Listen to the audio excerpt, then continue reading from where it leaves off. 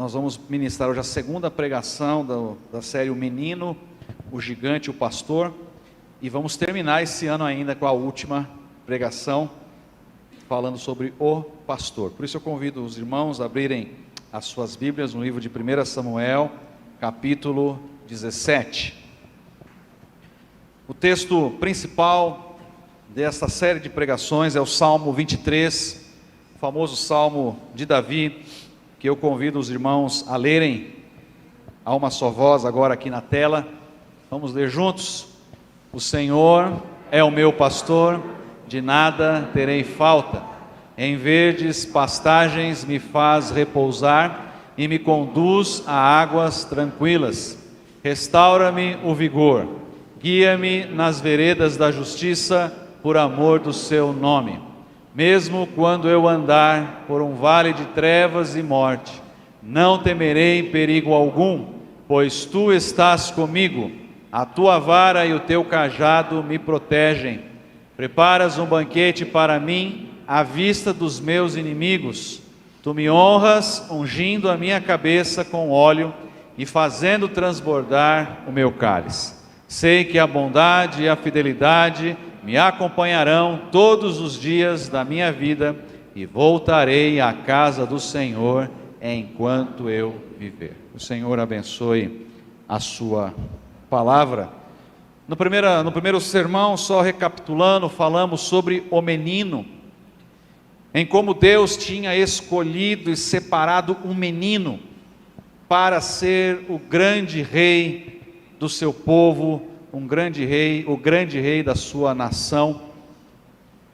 Depois, e é claro agora, de posse dos demais livros da Bíblia e de toda a história, podemos observar que este menino, na verdade, ele foi o descendente direto de nosso Senhor Jesus. E a promessa e aquilo que Deus encontrou no coração desse menino, o levou a prometer a Davi que nunca se apagaria uma lâmpada na sua descendência. Nunca o trono ficaria vago na descendência de Davi. E isso veio e se cumpriu em Jesus, que é descendente direto de Davi. Vimos como foi e como é o olhar do Senhor. Nós jamais escolheríamos um menino. E às vezes nós somos tão insignificantes como um menino. Somos tão incapazes e incompetentes como um menino diante de algumas tarefas e dificuldades. Mas acredite, Deus pode estar escolhendo você, porque Deus escolhe meninos. Ele usa e Ele capacita meninos. Agora estamos com esse menino, já ungido rei. Terminamos praticamente o sermão dizendo que ele era de direito, mas não era ainda de fato. Ele já havia sido escolhido por Deus, já havia sido consagrado e ungido, então ele tinha direito de ocupar o trono, mas não era de fato, e o fato levaria ainda uma lacuna, uma vacância de aproximadamente 13 anos. 13 anos para que o menino pudesse ocupar o trono, 13 anos para que aquele gesto de Samuel ali em Belém de ungí-lo e surpreender a todos, porque era só um menino, era um moleque, pudesse se cumprir. Foram 13 anos em que Deus foi trabalhando e martelando e marretando e forjando o caráter daquele menino, para que quando ele pudesse ocupar o trono, não fosse mais tão somente um menino. E hoje nós estamos diante do capítulo 17, um dos famosos capítulos da Bíblia, é uma famosa história da Bíblia, em que o menino vai ser provado, em que Deus vai preparar uma situação para provar o menino, e não apenas para provar o menino, mas, a meu ver, na minha ótica, é um divisor de águas na vida de Davi. É um antes e um depois. É onde ele é alçado à fama. É onde ele deixa de ser um ilustre pastorzinho desconhecido. E ele passa a gozar de uma fama e do tamanho de uma importância sem igual. Eu não vou ler o capítulo inteiro, eu convido você que faça isso na sua casa, são 58 versículos. Mas, num resumo, para quem não sabe da história, Israel foi desafiado pelos filisteus, um povo pagão, que sempre estava em batalha contra Israel. E um grande guerreiro, um gigante, de mais de quase 3 metros de altura, mais de 200 quilos, ele saiu do meio da tropa, foi até a fronteira e desafiou o povo de Israel. E o desafio era que Israel mandasse um guerreiro, e eles iam guerrear um contra um. E quem vencesse, o perdedor seria escravo do vencedor. Você vai descobrir ao longo do texto bíblico que Israel estava com medo, mas estava com muito medo. O rei Saul estava com medo. E olha que Saul, ele tinha o biotípico de um rei, ele era grandão, ele era fortão, e Saul estava apavorado. Não havia entre ali os seus soldados e guerreiros quem se voluntariasse para lutar contra Golias. Diz a palavra do Senhor que todo dia pela manhã Golias saía, ia até a linha divisa, lançava insultos, lançava impropérios, e o povo ficava com medo, ficava fragilizado. Uma crise se instaurava em Israel. E agora, o que nós vamos fazer? Nós vamos fugir? Se nós fugirmos, o outro exército ganha ainda mais moral, vão vir, vai acabar com tudo. Nós temos que guerrear. Como fica isso? E isso aqui, estima-se que durou em torno de uns 40 a 50 dias. Esse vai e vem, e ninguém faz absolutamente nada. Nada. O grande e todo-poderoso Saul, absolutamente nada. Você já esteve diante de algum problema na sua vida, diante de alguma crise, diante de algum conflito, alguma situação que foi capaz de deixar você imóvel? Que você não conseguia dar um passo à frente, você não sabia de fato o que fazer? Todos nós passamos por crises, irmãos. Todos nós enfrentamos. Estamos sujeitos a isso. Problemas, lutas, desafios que são maiores do que a nossa capacidade, maiores do que aquilo que a gente pensou. Situações que a gente não esperava que pudesse acontecer e de repente a gente fica parado perguntando: mas por que isso aconteceu? Onde foi que eu errei? Ou o que foi que eu deixei de fazer? Por que eu estou passando por isso? Acabamos por fazer tudo certinho, mas o resultado acabou não vindo conforme a gente queria, a gente esperava. E agora você está com um problema que aparentemente não tem solução. Ou pelo menos não há previsão. O que você faz? Como você age? Onde é que está Deus nisso tudo? Era mais ou menos o que aquele povo, aquela nação estava vivendo. Era mais ou menos o que eles estavam passando ali, dia após dia, amedrontados, diante de um gigante, diante de um grande problema. E não sabiam o que fazer. O menino agora, ele trabalha para Saul. Vocês lembram do que eu falei na outra pregação, que tinha acontecido? O Espírito do Senhor saiu de Saul e passou a estar com Davi, e agora um espírito maligno perturbava Saul, e eles chamaram Davi. Davi era músico, Davi tocava harpa, Davi compunha salmos maravilhosos, louvores maravilhosos, e Davi do campo foi agora chamado para estar dentro do palácio, e lá dentro do palácio ele não precisava lidar com ursos, com feras, com leões, com o frio da noite, o calor do dia. Ele estava com a sombra que o palácio proporcionava a ele. Ele podia ter tempo para compor, para tocar, para cantar. E numa certa ocasião seu pai o chama. Enquanto ele está lá fazendo essas coisas, o pai chama, porque a batalha está acontecendo lá, e os seus irmãos estão na guerra, são soldados de Saul, e estão lá para ver o que vai acontecer com Golias, estão lá sem fazer absolutamente nada. E o pai chama o menino para ir lá no campo de batalha para ter notícias dos irmãos e trazer notícias ao pai. Um simples pedido, despretensioso, vai ver como estão os seus irmãos. Um pedido que mudou a vida deste menino. Nunca mais a vida de Davi seria a mesma.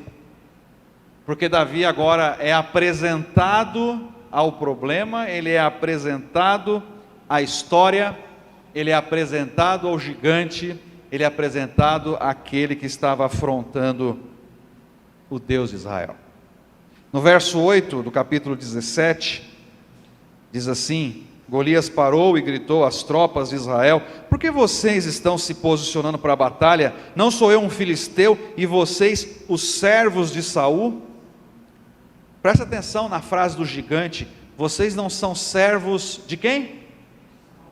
De Saul. Isso aqui mostra muito onde e em quem o povo estava baseado e como era que era visto aquela nação. Ele continua: escolha um homem para lutar comigo, se ele puder lutar e vencer-me, nós seremos seus escravos. Todavia, se eu o vencer e o puser fora de combate, vocês serão nossos escravos e nos servirão. E acrescentou: eu desafio hoje as tropas de Israel, mandem-me um homem para lutar sozinho comigo. Ao ouvirem as palavras do filisteu, Saul e todos os israelitas ficaram atônitos e apavorados. Ficaram com medo. É interessante, irmãos, que na nossa caminhada, como o nosso poder de esquecer as coisas é muito fácil.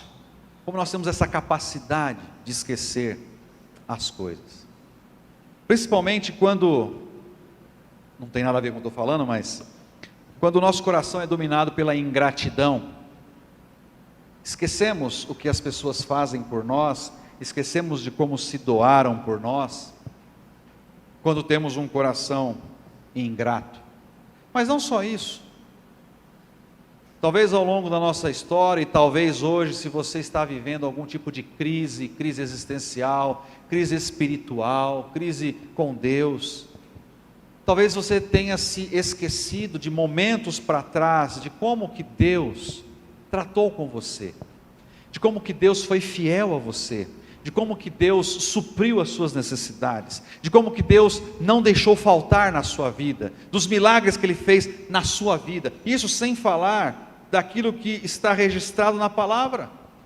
Ora, irmãos, onde estava aqui o Deus que venceu os egípcios, que devastou a terra de Faraó, que matou milhares e milhares de soldados afogados no Mar Vermelho, que arrebentou com a economia do maior país daquela época, quando mandou aquelas pragas que devastou campo, devastou tudo? Onde estava o Deus que derrubou as muralhas de Jericó? Onde estava o Deus que conquistou a terra de Canaã, com vitórias atrás de vitórias? E agora um único homem, um único gigante, um único problema, é capaz de colocar uma tropa inteira apavorada, ficaram atônitos.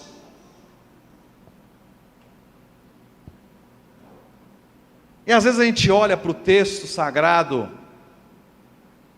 ai que absurdo, né, Saul, poxa vida. Mas às vezes nós fazemos a mesma coisa.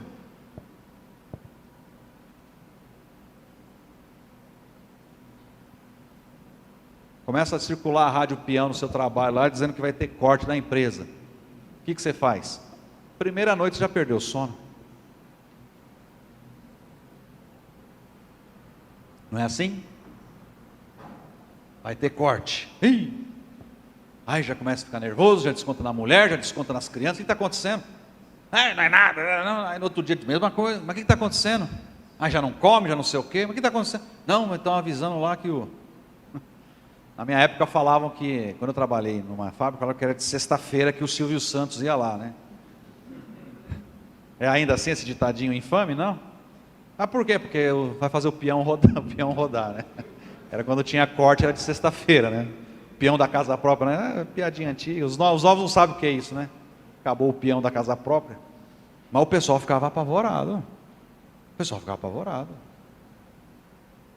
E Peraí, ficar preocupado é diferente de ficar apavorado. Porque o servo de Deus, ele tem que entender o quê? Que o Senhor vai me sustentar, o Senhor estará comigo, o Senhor supriu antes, vai suprir agora. Se o meu nome estiver na lista, Ele vai preparar outro para mim. Amém? Você não pode esquecer que Deus já te sustentou até aqui e vai te continuar sustentando. O próprio Jesus, é interessante, né, irmãos? Muitos ficam aí atrás de profetada, atrás de pastor disso, pastor daquilo, revelação, tal. Irmãos, a palavra revelada está aqui. As promessas, qual é a promessa de Deus para mim? A promessa de Deus para a sua vida está aqui, ó. Só que você é preguiçoso, não lê, mas está aqui. E uma delas, o que foi que Jesus disse? E eis que estou convosco até a consumação dos séculos. Jesus falha? Não, não falha. Ele não falha. Basta ler e basta você acreditar que Ele está comigo todos. Isso é uma promessa. E vivemos essa promessa, mas nós muitas vezes nos esquecemos. O povo tinha se esquecido. E aqui há uma coisa que você precisa entender. A batalha naquele tempo, questão cultural, questão em que o politeísmo reinava, cada nação tinha o seu Deus. Quando duas nações se degladiavam, quando duas nações guerreavam, não eram tão somente nações que estavam guerreando, eram os seus deuses. Era uma batalha de divindades. Por isso que, ao enviar, irmãos, só uma perguntinha. Você acha que o nosso Deus, Jeová, ele é fraquinho, ou ele é meio cegueta, ruim de mira, que ele precisava mandar 10 pragas para acabar com o Egito? Por que não acabou numa só? Hein, Antônio? Um meteoro lá com fogo, né? Você não acha que podia ser feito isso? Deus não tem poder para isso, irmãos? Tem, mas por que não o fez?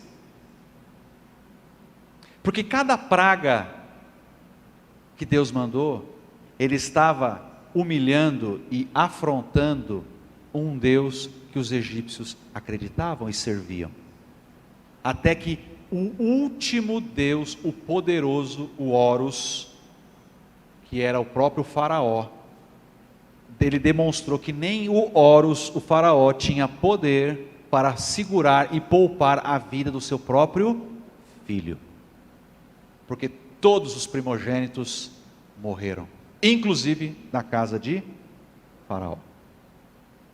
Foram 10 pragas, para demonstrar que não é que os deuses do Egito são fracos. Os deuses do Egito não existem, porque não há outro Deus, diz a palavra do Senhor, só há um único Deus. Então aqui, por isso que dentre os muitos nomes do Senhor, um dos seus nomes qual que é? Senhor dos Exércitos. É um dos nomes de Deus. 1 Reis 20, 23 vai falar sobre isso. No Antigo Testamento, Senhor dos Exércitos aparece 286 vezes.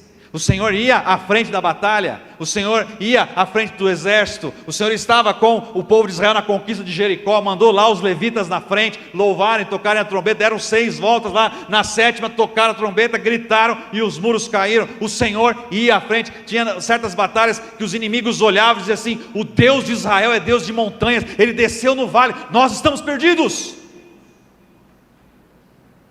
Era a forma de Israel demonstrar que só havia um Deus, o Deus de Israel, o todo-poderoso Deus de Israel, o Senhor dos senhores, Rei dos reis, não há outro Deus. E hoje, muitas vezes enfrentamos lutas, enfrentamos crises, não estamos mais no campo de batalha, não estamos mais dando tiro, flechada em ninguém, não estamos, a nossa batalha é outra, mas muitas vezes estamos vendo lutas, problemas, situações em que as pessoas estão olhando para nós, estão nos observando, qual vai ser a reação. E muitas vezes estamos acovardados e com medo, como Saul e os seus soldados. E as pessoas perguntam: onde está o Deus do João Vitor? Onde está o Deus da Larissa? Quem é o Deus da Maura? Quem é o Deus da Gonçalina? Muitas vezes a prova vem na nossa vida para que através de nós as pessoas saibam que só há um único Deus. Não é porque Deus não gosta de você, não é porque Deus está te disciplinando, pode até ser. A aprovação pode ser um ato de disciplina de Deus, porque Deus quer trazer você mais para cá, quer puxar sua orelha em algum assunto da sua vida, mas muitas vezes é porque através da luta, é do fogo, você vai ser refinado, você vai ser depurado, mas as pessoas vão olhar e vai ver, puxa, eu quero ter essa fé inabalável desse irmão, dessa irmã, daquela jovem ali, puxa, mas de onde eles tiram força para enfrentar isso? É só Deus. Mas aqui o povo está com um problema. O povo está com um problema. Porque eu te falei do verso 8, né? Como é que eles olhavam o povo de Israel? Era o povo de Deus? Sim ou não? Sim ou não? Como que eles viam a nação de Israel? Como povo de Deus? Não. Não. Não e não. Não era povo de Deus. Não era exército de Deus, era exército de Saul. E aí nós já temos um problema. E aí nós já começamos a entender por que Deus rejeita Saul e traz Davi, escolhe Davi. Queridos, coloca uma coisa no seu coração, foi o que nós cantamos aqui hoje, vim para adorar-te, foi só para adorar ó Rei dos Reis. A nossa vida, cada área da nossa vida, cada assunto nosso, é para a glória de Deus. Amém? É para a glória de Deus. Depois de muitos anos eu reencontrei um grande amigo de infância em São Bernardo. Ele é juiz já há 20 e poucos anos, juiz criminal lá em São Bernardo. Tive a oportunidade de ir lá na vara que ele atua. Ele me apresentou o gabinete inteiro dele, os auxiliares, os quadros lá, pediu para eu fazer uma oração por eles ali. E eu tive a oportunidade de conversar e falar para eles. E eu levei uma palavra, uma rápida palavra, para aquele gabinete, dizendo assim, que Deus, Ele é um Deus de justiça. E que o Senhor pudesse iluminá-los, para que as decisões que eles tomassem naquele gabinete pudessem refletir a glória de Deus, com atos de justiça.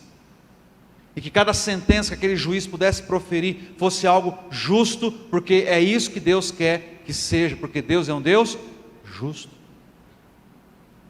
E que vocês possam, na sua área profissional, você lá, meu irmão, cuidando dos seus cavalos, possa entender que tudo que você faz ali tem que refletir para a glória de Deus. Que cada irmão na sua área, lá na escola ensinando, lá atrás de um computador, não importa o que você está fazendo, lá na solda, o que eu estou fazendo é para a glória de Deus. Mas muitas vezes o Senhor vai proporcionar situações que nós não esperávamos. Ele vai proporcionar uma porta fechada que a gente não imaginava, porque Ele vai dizer assim, eu quero te usar ali, eu vou usar você ali, esteja pronto, eu vou te usar ali. E agora há uma crise, que não é só uma crise de covardia, mas é uma crise existencial. Não, praticamente não tinha Deus ali, não era o Deus dos deuses, os senhores, era o exército de Saul. O povo ainda vivia aquele frenesi do primeiro rei, aquela coisa toda, estava curtindo lá o primeiro rei que eles tinham, basicamente quase que deixou Deus de lado. E toda vez que você deixar Deus de lado, Deus não for à sua frente, e as pessoas não olharem você como um homem ou uma mulher de Deus, você terá um grande problema. Um grande problema.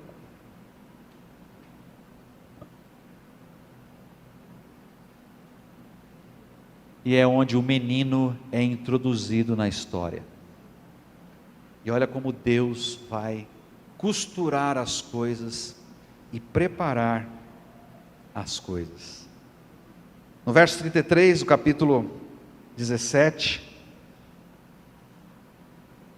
respondeu Saul: você não tem condições de lutar contra esse filisteu, você apenas é um rapaz, e ele é um guerreiro desde a mocidade. Davi já tinha chegado, Davi já tinha se inteirado do assunto, Davi fica revoltado, você vai ver ao longo do texto aqui um pouquinho mais para trás. Davi chega para ele, quem é esse incircunciso filisteu para afrontar o exército do Deus vivo. Davi não fala exército de Saul, fala o exército do Deus vivo.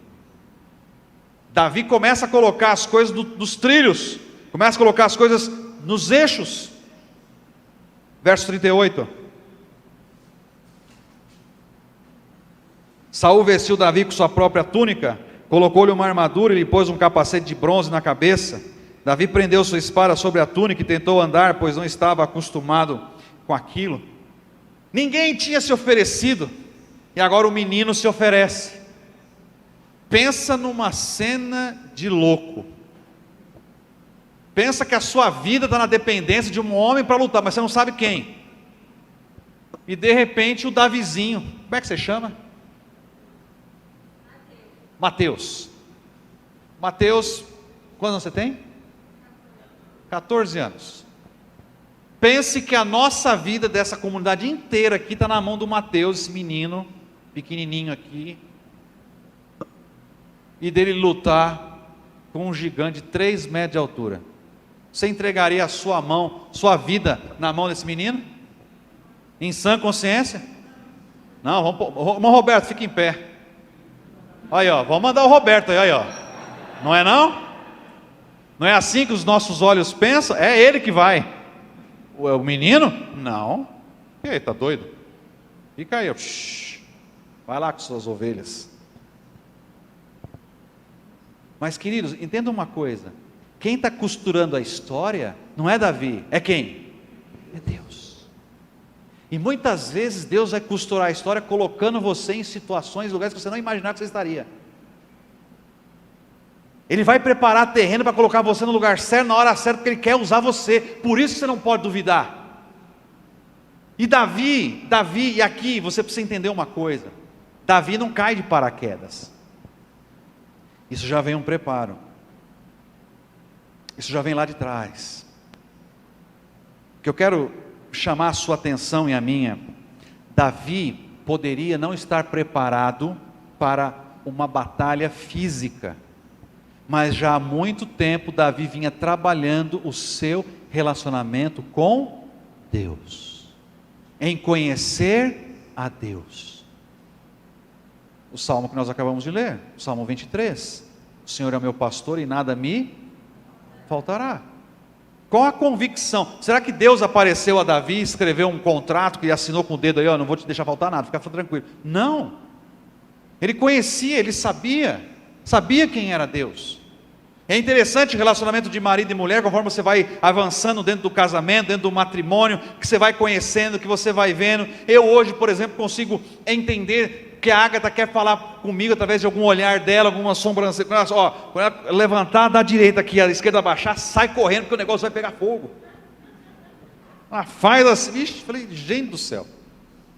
Mas a intimidade que a gente vai criando, a gente vai. Agora, eu fico imaginando conversar com o pastor Raimundo e a irmã Germina, mais de 50 anos juntos. Eu acho que de tanto ler os pensamentos do pastor Raimundo, caiu os cabelos do homem. Intimidade. Pastor Raimundo não precisa assinar um contrato de Germina, eu vou ser não, ela sabe, está ali, fizeram um voto diante de Deus. E olha que eu estou falando de um homem falho, de uma mulher falha, eu e você, mas Deus não. E Davi sabia quem era Deus, a ponto de escrever o Salmo 23, e a ponto agora de ver que o exército Deus vivo está sendo afrontado e ninguém está fazendo nada. E ele se prontifica a estar ali. Imagine a cena, Davi vestindo a armadura de Saul. Imagine a cena, Davi largando a armadura, porque não dava para ele se mover com aquilo, indo lá com uma sandália, né, a roupa de pastor, a sua funda, uma alforja aqui para colocar as pedrinhas, descendo lá, e a sua vida na dependência daquele. Imagine a cena. Imagine agora o próprio Davi. E aqui eu quero perguntar uma coisa para os irmãos: vocês acham que Davi teve medo? Sim ou não? Eu não tenho dúvida que Davi teve medo. Eu não tenho dúvida, porque o medo tem que fazer parte na dosagem certa na vida do ser humano. Eu fico olhando esses vídeos na internet, aquelas pessoas que fazem, acho que é parkour, né, que chama. O cara sai pulando prédio, é parkour, né? Sai pulando prédio. Assim. Tem um cara fazendo isso em Dubai, andando na beirada. Eu falei, meu Deus do céu, um espirro, ali o cara cai lá para baixo. A ausência de medo nos proporciona excesso de confiança, que nos leva à arrogância, que é responsável de proporcionar a nossa queda. Você não deve ser um covarde, mas o seu medo tem que ser de uma moderação tal que não pode ultrapassar sua confiança em Deus. Eu não tenho dúvida que conforme Davi, e era um vale, Israel estava no lado da colina, no vale, os filisteus estavam do outro lado, Golias vinha descendo e ficava parado, Davi vem descendo, e eu fico imaginando que conforme ele vai caminhando, Golias era só um pontinho no horizonte, mas conforme ele vai indo, e vai indo, e vai indo, aquele pontinho vai virando uma vírgula, vai virando um ponto e vírgula, daqui a pouco está virando um travessão, daqui a pouco virando um ponto de exclamação, daqui a pouco virou um gigante. Então, a Bíblia não fala claramente,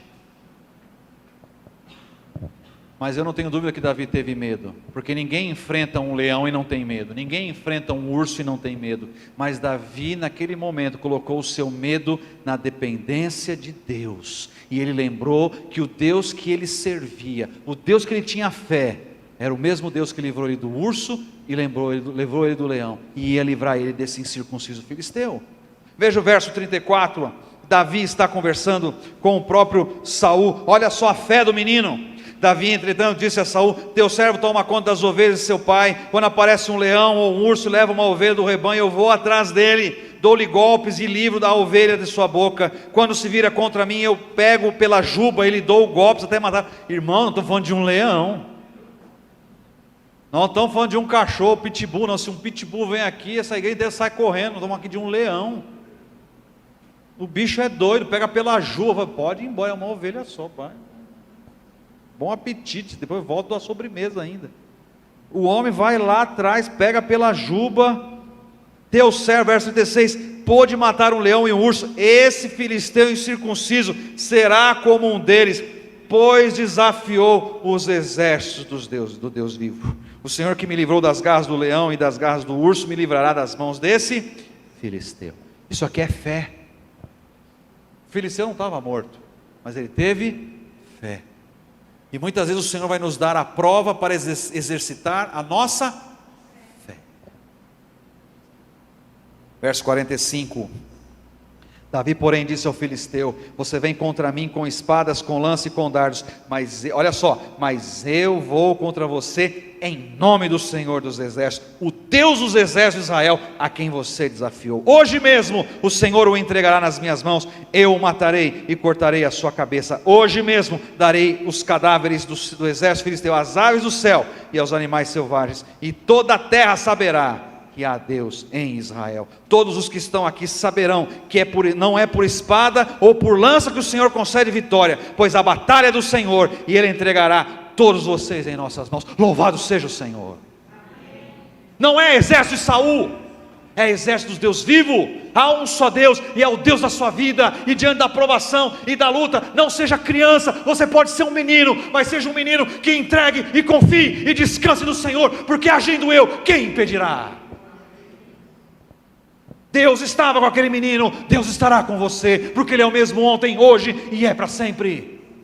Provas virão, você vai passar de uma, virá outra, vai vir outra, e vai surgir outra, e vai vir uma pior que a outra, mas o Deus é o mesmo, e se Ele está permitindo que venha na sua vida, é porque você tem capacidade de passar uma por uma, para que a glória e a honra seja dEle. Davi disse: não é por espada, não é pela minha habilidade, não é pela minha boa pontaria, não é porque eu sou isso, aquilo, porque eu sou ágil, não, é pelo poder do nome do Senhor, a glória é dEle, aleluia.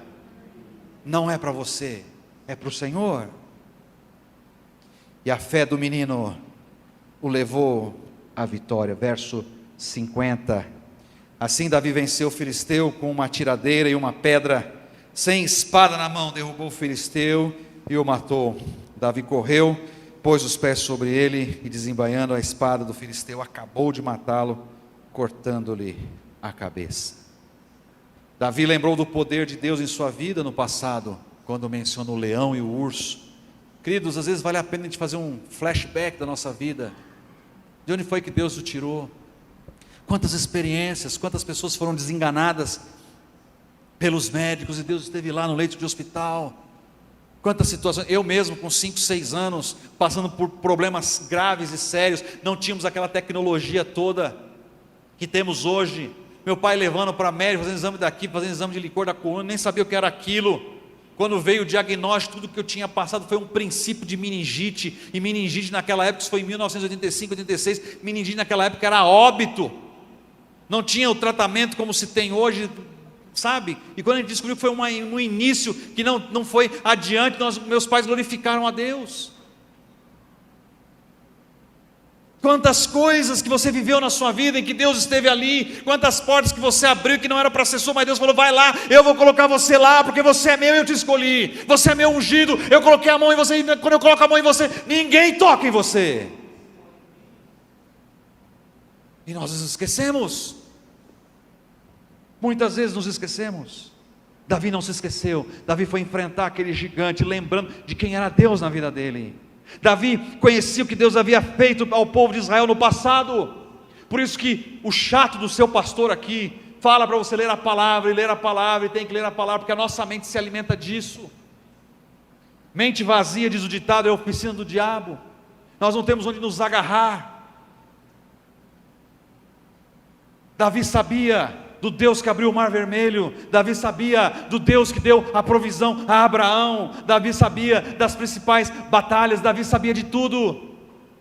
Davi sabia que Deus, ele era fiel em cumprir a sua palavra, ele sabia a lei do Senhor, Davi guardava no seu coração. E hoje estamos caminhando cada vez mais longe da palavra. Às vezes a porção que é ministrada aqui no culto, você tenta e acha e se engana que é o suficiente para você passar. Irmãos, o que eu estou pregando a você hoje aqui é suficiente até amanhã cedo. Quiçá quarta-feira, talvez algumas porções que vai falar muito do seu coração, ainda vai ficar martelando, você anota aí alguma coisa. Amanhã você tem que ler de novo, e na terça você tem que ler de novo, você tem que buscar, você tem que ler, tem que se alimentar. Mas hoje a gente está cada vez mais distante da palavra, não lemos a palavra, não nos alimentamos da palavra, e somos presas fáceis do leão, do urso, que dirá do gigante? Que dirá do gigante? Davi tinha intimidade com Deus, e Davi louvava o seu caráter. Presta atenção, Davi louvava o caráter de Deus. Repita comigo, Davi louvava o caráter de Deus. Quer um exemplo? O Salmo 23. O Senhor é meu pastor, de nada terei falta. De nada terei falta mostra o Deus provedor, o Deus que supre todas as nossas necessidades. É o caráter de Deus. Em verdes pastagens me faz repousar e me conduz às águas tranquilas. Um Deus que é guia, um Deus que não vai colocar você na escuridão, um Deus quando você pegar os seus projetos, os seus assuntos, os seus sonhos e colocar diante dele e orar e perguntar: o Senhor está nisso aqui, eu devo fazer isso, eu devo adquirir isso, eu devo ir para aquele lugar, eu devo mudar de emprego, eu posso prestar isso aqui, eu posso fazer isso aquilo outro, eu posso fazer isso aqui, ele vai orientar você. Ele te guia, preciso tomar uma decisão, eu não sei o que eu vou fazer. Davi sabia. Restaura meu vigor. Um Deus que consola. Interessante, né? Pude ver isso nos olhos do meu sogro, já no fim da vida, nas suas últimas horas, na quarta-feira, ele faleceu na sexta. Eu estava ao lado dele quando ele parou de respirar. Na quarta-feira eu estava com ele no hospital,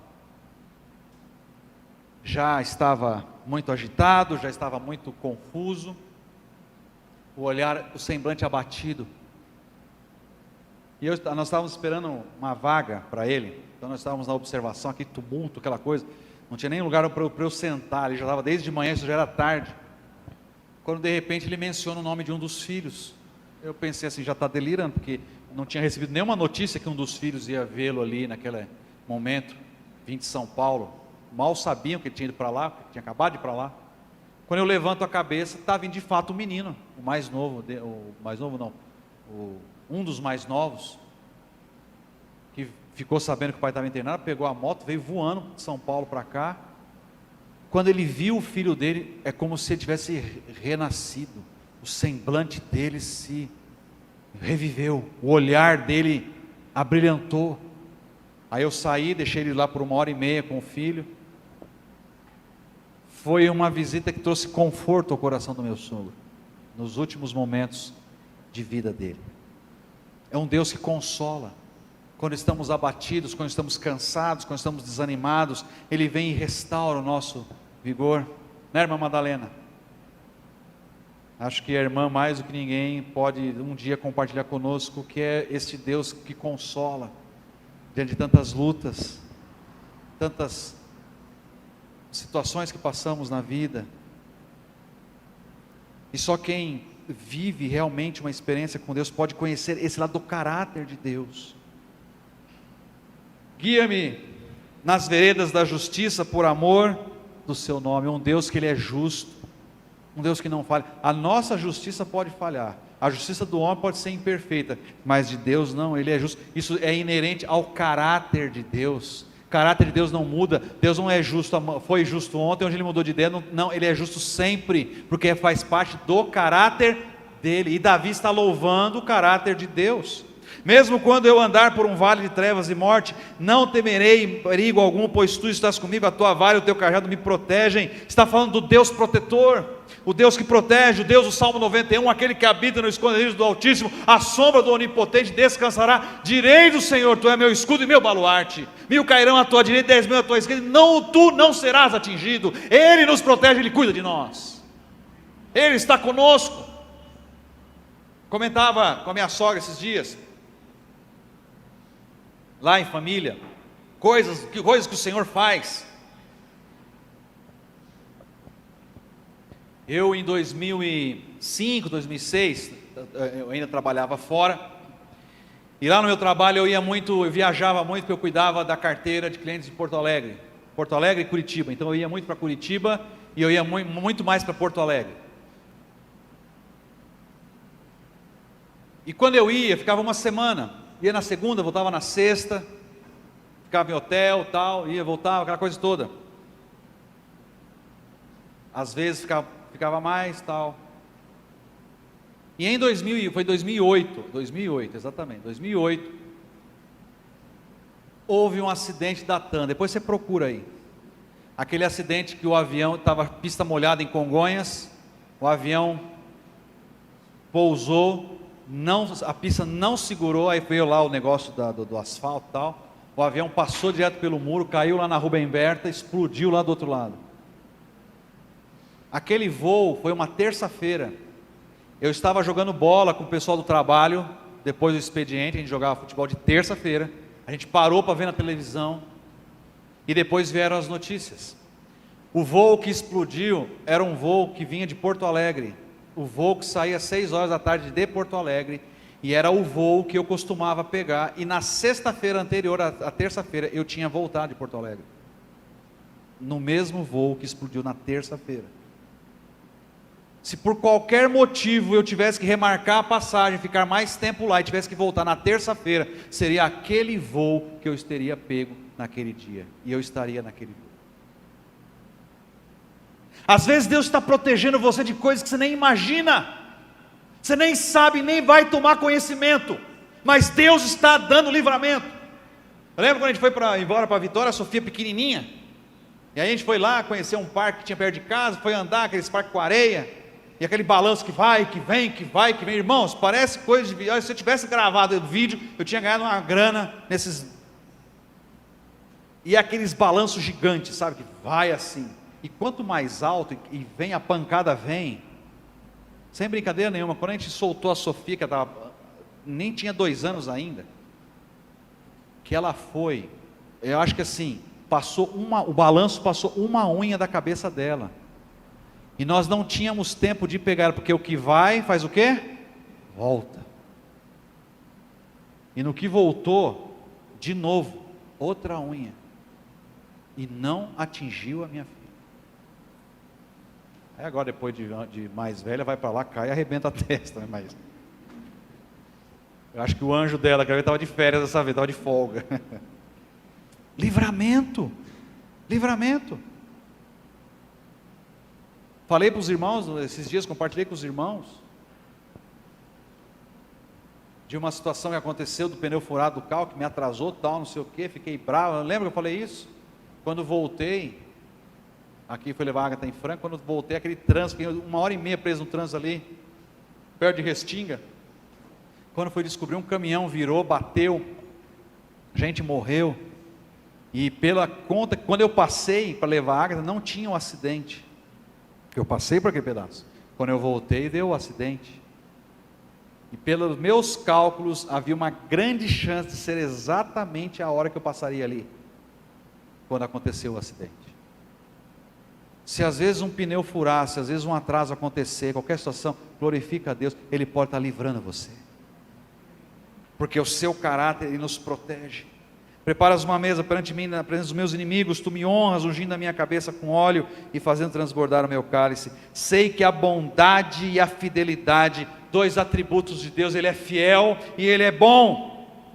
Davi está louvando o caráter de Deus. Me acompanharão todos os dias da minha vida e voltarei à casa do Senhor enquanto eu viver. Aleluia.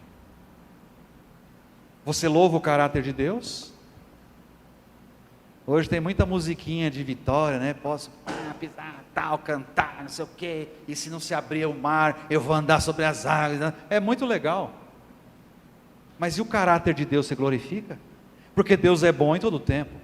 Ele acabou de levar meu sogro, e Ele continua sendo bom. Pode ser que você vive uma situação de desemprego, e Ele continua sendo, porque o caráter dele não muda.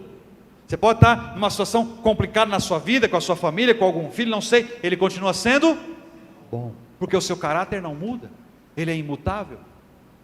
E nós o glorificamos, nós o adoramos, nós o exaltamos. Davi fazia, Davi o louvava, Davi o adorava. Davi, quando vai enfrentar um gigante, eu quero que você entenda isso, não havia um preparo de musculatura, um preparo de estratégia bélica, nada disso. Havia um preparo espiritual. Ele sabia quem estava com ele. Eu gosto muito daquela frase de caminhão que diz assim, que com Deus é maioria. Podem estar todos contra você, podem estar armando contra você. Se você estiver com Deus, você é maioria. Não vou temer, eu estou com o Senhor. Pode levantar o gigante que for, eu estou com o Senhor. Eu encerro essa pregação com algumas considerações. Coloque uma coisa no seu coração. O gigante era problema de Davi, irmãos?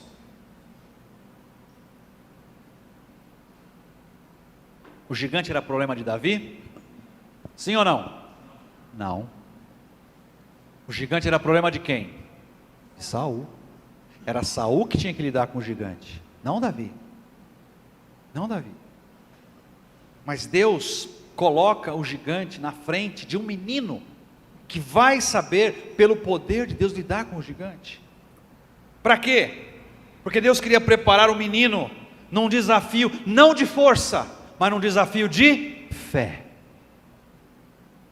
O Senhor está trabalhando com aquele menino vai ser um rei um dia, eu vou preparar ele.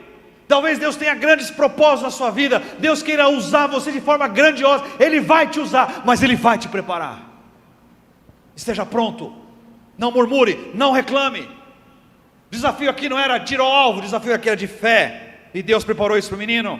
Deus preparou o gigante no caminho do menino, para mostrar a sua glória aos filisteus, ao exército e ao rei. Porque a glória de Deus não era vista através de Saul. Saul não vivia para a glória de Deus, Saul não transmitia a glória de Deus, e Deus coloca o gigante na vida do menino, para acertar as coisas, porque diz a palavra, que Deus não divide a sua glória com ninguém. E eu pergunto a você, a sua vida e a minha vida, estão dando glórias a Deus? Deus coloca o gigante no caminho do menino, para tirar o menino do anonimato, e lançá-lo ao holofote, da glória pessoal? Não, da responsabilidade. há um antes e um depois desse holofote. E a cobrança sobre Davi vai ser ainda maior.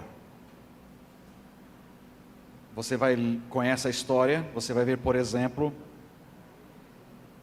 que o resultado deste acontecimento, Davi se torna genro do rei. Davi, ele conquista o respeito de toda uma nação. E quando Davi vai entrando na cidade vitorioso, as mulheres começam a cantar uma canção. E essa canção foi o gatilho para o diabo incendiar o coração de Saul. Qual foi a canção? Saul venceu os seus milhares, mas Davi os seus 10 milhares. Nossa, a glória humana deveria ser do rei, mas não foi do rei, foi de um menino pastor, que não tomou a glória para si, deu a glória para quem? Para Deus. E as mulheres cantaram essa música, e o rei ficou. A partir daí os ciúmes começou a perseguir Saul. Saul quer matar Davi, persegue Davi, e vai passar todos os 13 anos tentando matar Davi. E Davi por 2 vezes tem chance de fazer o quê? Matar Saul. Está ele e Saul, e ele mata Saul? Não. Percebe como Deus está trabalhando no coração de Davi? A responsabilidade. Davi sabia quem era Saul, sabia a questão da autoridade espiritual, sabia que não podia tocar no ungido do Senhor. O menino teve medo do gigante, mas confiou em seu pastor, em seu Deus, em seu Senhor. Existimos para a glória de Deus, irmãos. Todos os nossos assuntos, não tem um assunto que na sua vida que não seja para a glória de Deus. Tem que resultar para a glória dele, quer seja bom, quer seja ruim. Talvez você esteja vivendo uma situação muito difícil na sua vida, e Deus pode transformar isso para a glória dele. Não foi o que aconteceu com José? José não teve essa consciência, quando os irmãos, depois que Jacó morreu, foram conversar com ele, preocupados, que agora que o pai tinha morrido, o que José falou? O mal que vocês fizeram, a maldição que vocês me trouxeram, Deus transformou em quê? Em bênção. O que você está vivendo de ruim, Deus pode transformar para a glória dele. O que você viveu no passado na sua vida de ruim, Deus tem poder para transformar em glória e bênção, se você assim crer, se você assim acreditar e confiar. Como as pessoas olham para você? Como o exército de Saul? Será que elas conseguem enxergar em você o Deus de Israel, no meio da sua crise, do seu problema, do seu dilema? Como que elas olham? Você é aquela pessoa que desespera lá no meio do trabalho, está apavorado? Ou será que todo mundo vê uma segurança, uma fortaleza? Mas Tatiana, como é que você fica desse jeito? Só você está vivendo isso na sua família? Não, eu estou, mas eu sirvo um Deus. E as pessoas são remetidas a um Deus que tem poder, e o mundo precisa disso. Não só de palavras. Aí você vai perceber, nós não estamos numa batalha física, estamos? Mas estamos numa batalha espiritual? Sim ou não? Sim. O mundo aí fora jaz na mão de quem? De Golias, ou do maligno. E às vezes é através da sua vida, é do seu problema, é do seu testemunho, é da sua fé, que vai sair da mão dele e vir para a mão do Deus vivo. Por isso não murmure, não reclame do gigante que está na sua frente. Creia que o mesmo Deus que foi no passado, foi com Davi, foi na sua vida no passado e é hoje, vai derrubar esse gigante em nome de Jesus. Mas desde que você diga: Senhor, me usa para a tua glória, eu quero para a tua glória, eu estou disponível para que a glória seja sua. Davi, havia uma recompensa muito grande para quem derrotasse Golias, ia ficar isento de impostos para sempre, ia casar com a filha do rei, glória, fora toda a glória e honra. Davi não estava preocupado com a recompensa, Davi só estava preocupado do nome do Senhor não ser afrontado. Davi só queria que o nome do Senhor fosse glorificado, só isso, era essa a prioridade de Davi.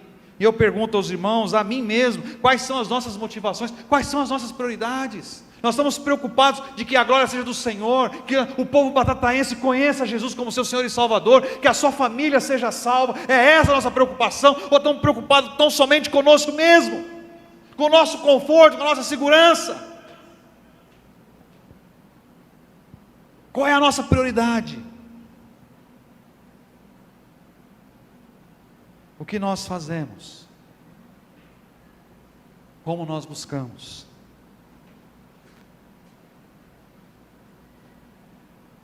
Talvez você se considere como um menino, coração de menino, e isso é bom, mas entenda uma coisa: Deus não poupa o menino de passar por provas.